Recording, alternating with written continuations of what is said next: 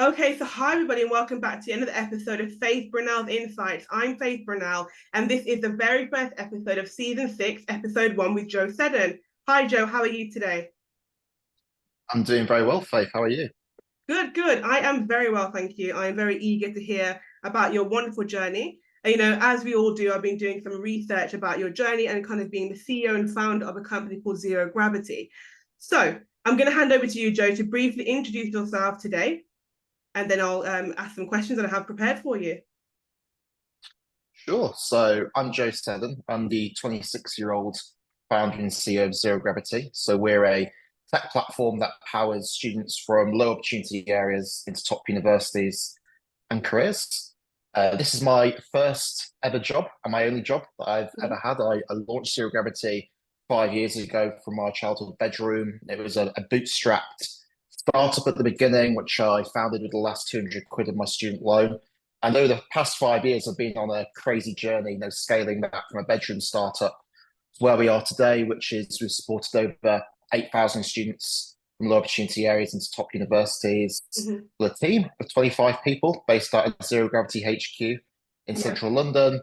We work with a number of the UK's biggest employers to power people from low opportunity areas into their businesses. Companies Mm-hmm. like HSBC, Morgan Mm-hmm. Stanley, Ashurst, KPMG, Mm-hmm. and plenty of others. And we've also created the biggest scholarship fund in the UK for socially mobile students. We've deployed £1.5 million Wow. of funding now to students on our platform. So it's been a roller coaster journey, both Mm-hmm. as a company and personally as well. And the thing that I'm really passionate about Mm-hmm. is unlocking the talent of people from all backgrounds. So that link between background and opportunity isn't quite as strong as it has been historically. And Mm-hmm. also, particularly for entrepreneurs, showing that you don't have to be a rich kid to Mm-hmm. found a business. It is possible to defy the odds if you are somebody who Yeah. doesn't come from a sort of wealthy entrepreneurial background, because Mm-hmm. that's the journey that I've been on, and it is tricky and difficult. But if you are able to create something that has a real purpose and impact, it's Mm-hmm. certainly worth it as well. Well, thank you, Joe, for giving us a wonderful insight and an overview into your kind of journey being the founder, as we mentioned from the outset of Zero Gravity. And I'm going to just sip my tea as well. I came prepared. Um, so we had that in common. But yeah, wonderful to hear you talk about your journey. And indeed, you mentioned the keyword journey. And here at Faith Brown Insights, our mantra is actually it's not an event, it's a journey, and your journey can begin now. So really you kind of tapped into something that I'm really passionate about as well, which is, about giving people opportunity and really unlocking what's within them. So let's kind of talk to you a little bit more. Let's delve further into Zero Gravity, because you did mention kind of in your introduction, you spoke about the scholarship program and how you've deployed £1.5 million there. You talked a little bit about how Zero Gravity, the tech platform, and mentioned kind of how you have collaborations with companies such as KPMG, HSBC, etc. And those are just a few to mention. And then you also spoke about something that's key to Zero Gravity. It's about tapping in, as you talked about, background and opportunity in terms of giving those students and people from low income areas that kind of, and giving them that support and those opportunities. So can you share a pivotal moment or even a few pivotal moments or experiences that indeed shaped your path, especially leading to your recognition as Forbes 30 under 30 and Tech Entrepreneur of the Year? I think it all starts with your background and upbringing at the Mm-hmm. end of the day. So I grew up in a small town in West Yorkshire called Morley, Mm-hmm. which is between Leeds and Wakefield. It's a sort of post-industrial town, what I suppose political analysts would refer to as a red wall seat. Mm-hmm. And I grew up in a single parent background. My mum's a speech therapist Mm-hmm. in the NHS. And I was brought up with a strong set of values in a um, in a town where opportunity wasn't necessarily abundant, and in a life circumstance where I've probably had at times a little bit of childhood trauma to overcome, in all honesty. And I see that in many ways as the roots of everything that has come, because I kind of emerged out of my upbringing, having overcome a number of different types of challenges. And I think just the kind of determination and resiliency that built within me almost gave me a competitive advantage over other people. So I think if you are somebody who comes from a slightly unconventional background, or you've had big challenges to overcome, and whatever those may be, it's really important, I think, to try and reconceptualize that Mm-hmm. as the roots of your success, rather than kind of outside barriers that will sort of keep you trapped and pinned down no matter what.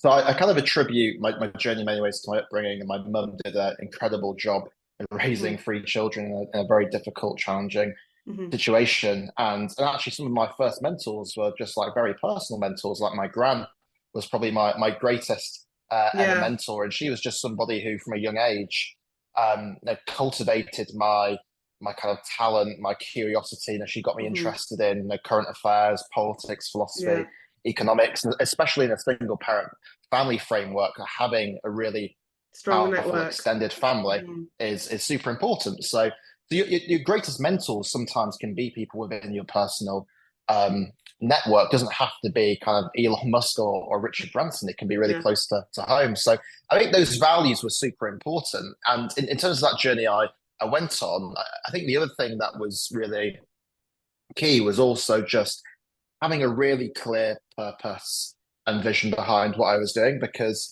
entrepreneurship is hard. 99% of startups fail. Fail. And the Yeah. number one reason why they fail is because the founders give up, because starting a business is really difficult. It's a process. No, Mm-hmm. success doesn't come overnight. Like this idea of an overnight success, which has kind of been popularized in modern culture through TikTok and movies, is just a Mm-hmm. complete myth. Mm-hmm. Even businesses that can look like an overnight success like mine are actually, years and years in the building behind the scenes. So to be able to like get through that really tricky period and be disciplined and hyper focused, it's so much easier to do that if you have a clear purpose and vision behind what you're doing. And the purpose behind what I was building was to help lots of other people who were just like me And back in that's the really day. So important. it Yeah. wasn't difficult to get out of bed when Mm-hmm. that was my purpose. So And I that's would quite always really. advise Mhm. entrepreneurs to build a business that relates to a purpose or mission which you're deeply passionate about. Excellent. That's really important. I just want to pivot here slightly and talk a little bit about how you spoke about resilience and having a background, having a story. And I indeed, as and I indeed can relate to that as a Black female founder myself, about the challenges and about kind of having to push beyond those challenges and being able to not let it stop you from achieving your ultimate dream, and kind of also thinking about those strong networks that you have within within your family, within your friends as well. As you said, it's not always going to be an Elon Musk, but if it's somebody who can allow you to get from A to B, it's going to be just as impactful as well, because they understand your roots, they understand your story, and they understand your vision. And vision is key, because as the Bible says, without a vision, the people perish. And so having a vision is of utmost importance. And it's actually really, really important to have that vision. So talking a little bit more then, going into a bit more depth then, I really appreciate you kind of speaking about your kind of background, as you mentioned, being from a single parent household as well. I did briefly watch your video on your website, Zero Gravity, where you set the context about who you are, because as a podcaster, and I think it's important that I take the time to research my guests and have a little look at their visions and their ethos, which you mentioned from the outset and in your kind of in your dialogue. So let's talk about now the rapidly evolving tech landscape that Zero Gravity is currently operating in. How do you navigate the ever-changing industry trends and also ensure that your company stays at the forefront of both innovation and relevance? Yeah, it's a really big question. It's particularly relevant and apposite, I suppose, because over the past 12 months, we're starting to see Mm-hmm. a new industry trends emerging, which is AI, Yeah. which is very, very difficult to escape at the moment. But Mm-hmm. the 4 or 5 years when I was founding Zero Gravity, AI was just academic theory, and Mm-hmm. now it's a kind of like burgeoning reality and Mm-hmm. a growing tech sector in and of itself.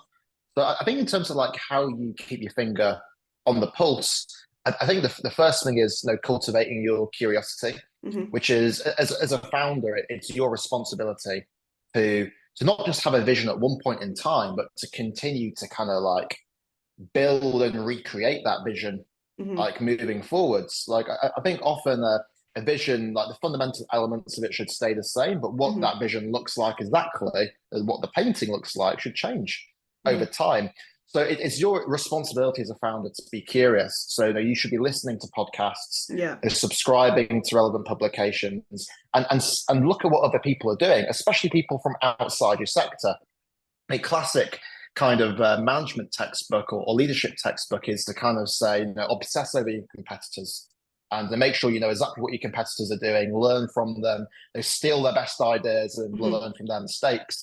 But actually, I think it can be quite dangerous to become Mhm. siloed in your industry and the kind of group think that operates within your sector. In many ways, it can be better to look far outside your sector to completely different types of businesses and actually understand their models, what's driving those businesses, what ideas are really pushing those businesses forwards, because you'll be surprised what you can pull from other contexts to implement in your own business. Like when they came from zero gravity, I didn't really look at what was happening in the education and career sector Mhm. when we were building our technology, because I thought a lot of the way that things were done was just wrong, in all honesty. I thought it was a bad, inefficient, low impact sector as a whole. So I looked at other types of businesses like Uber, Deliveroo, like how do they do algorithmic matching? How do Mhm. they build marketplaces? And in many ways, that was more relevant to me when I was building my initial kind of mentorship platform than what was going on in my own sector. So But to if I look can just outside say, the Joe, as confines of well, your own sector. yeah, if I can just say as well, I think what's important, obviously, that we pick out there as well, it goes back to the notion and to the concept of transferable skills. So even when you're applying for a job and you haven't actually worked in that sector, there's still relevance and importance to pick out those skills, what you used as well. And it goes back to what you were saying, that when you were setting up, looking at the inception of your company, Zero Gravity, you were actually able to pinpoint and kind of pick from different sectors and areas and able to strengthen your kind of creation of the brand. And really, you mentioned something that's really key and really important, really salient actually, with talking about obviously being a well-rounded person, being a well-rounded individual, where you're able to actually kind of tap into different podcasts, tap into different sectors and actually be aware of what's going on. And as a politics graduate myself, and an aspiring barrister, it's something that I can definitely agree with you, because while I'm actually an aspiring barrister, while reading politics at King's actually gave me, it made me a more well-rounded individual and be able to tap into differing perspectives, social, economical. And really, I'm going to plug in what Joe said. Joe said to listen to podcasts. So everybody who is currently listening right now, excellent. Keep listening to the Faith and Other Insights podcast, where we continue to have a range of guests, and indeed do continue, obviously, to expand your knowledge. And Joe, I'm going to actually reference something that you mentioned as well. You spoke about the importance of reading books and kind of being aware. And one of my favorite authors is James Clear, the author of Atomic Habits, because it talks about habit setting. And as an entrepreneur and founder, it's actually really important to understand the benefit of obviously having, first of all, having good habits, but also the impact of having bad habits and how that can negatively shape your shape your lifestyle. So Joe, I'm going to actually talk about that. It really segues nicely into my next question about habits and habit formation and entrepreneurship. So as a leader, as you are obviously the founder and CEO of Zero Gravity, what strategies or philosophies do you employ to then foster a culture of innovation and growth within your team at Zero Gravity? I think the first thing you should remember if you're the founder of an early stage business is at the beginning, you are the business, Mm-hmm. which is whether you're the single employee or you're the leader of a small team. At the beginning, the person who's going to be driving the vision, Yeah. setting the strategy, being the spokesperson for the business is you.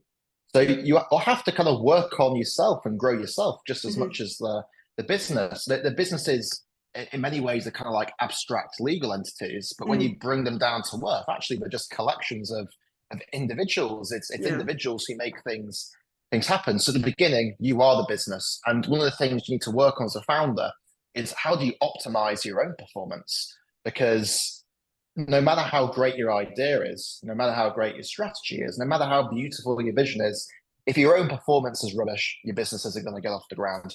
So growing a business is as much a personal challenge as it is a kind of business strategy challenge. So like books like in the Atomic Habits are exactly the sort of things founders should be looking at. And I Mm. always tell my team, in my opinion, one of the most powerful laws of both business and personal development is the law of compounding, Mm. which is that if you just work on getting 1% better Yeah. every single week and you stay rigorously disciplined and focused Mm. on doing that, you might not see the results overnight. And one Yeah. week to the next, it might look like very little has changed. But over a long enough period of time, getting 1% better per week leads to exponential growth. People are Exactly. quite familiar with this concept now because we lived through the COVID era Mm. where people had to get their minds around the idea that the virus spreads at 1% per day. That can Mm. actually lead to exponential Yeah. spread over Yeah. time. So I think people get that concept now, but the power of compounding is one of the most powerful laws of both business and personal development. So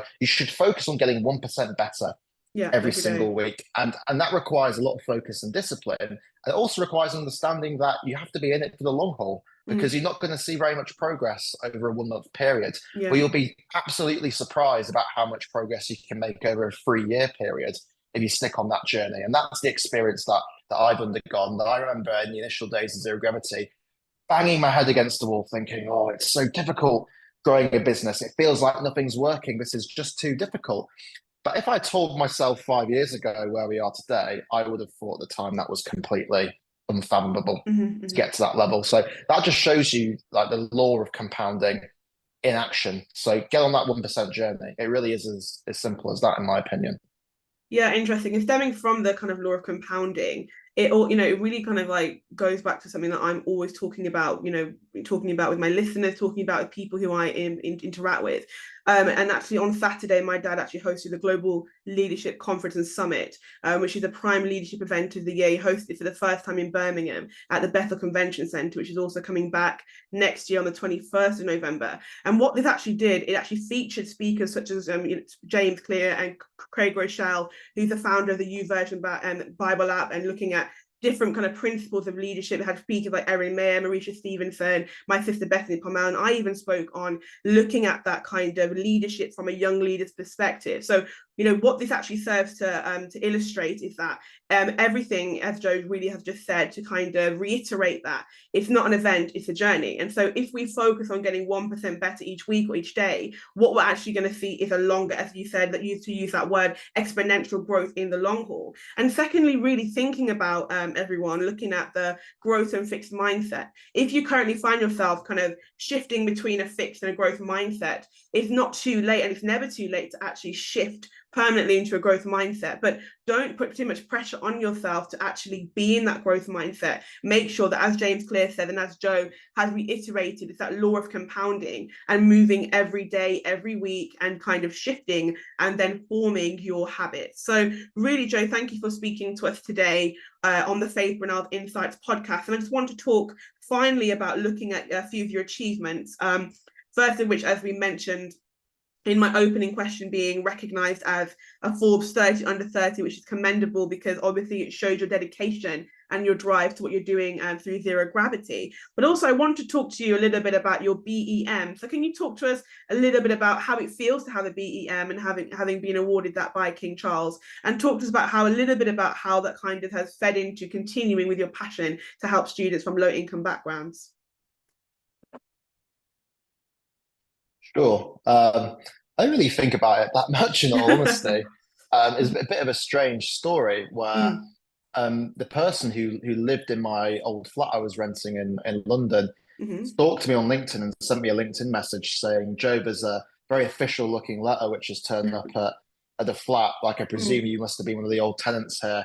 I'll forward it on to you." And I sort of got this message, which I thought was very nice, but I was kind of dreading it because I was thinking, "Oh, is this some like old utility bill I haven't paid or something? I'm about to Yeah. get hit with like a 300 quid like Oh. bill." So he forwarded it on to me, and yeah, it turns out it was the prime minister had signed off on recognising me with a British Empire medal Mhm, in mhm. the King's Honours List, and it was really sort of a pinch yourself moment, I suppose. But Yeah.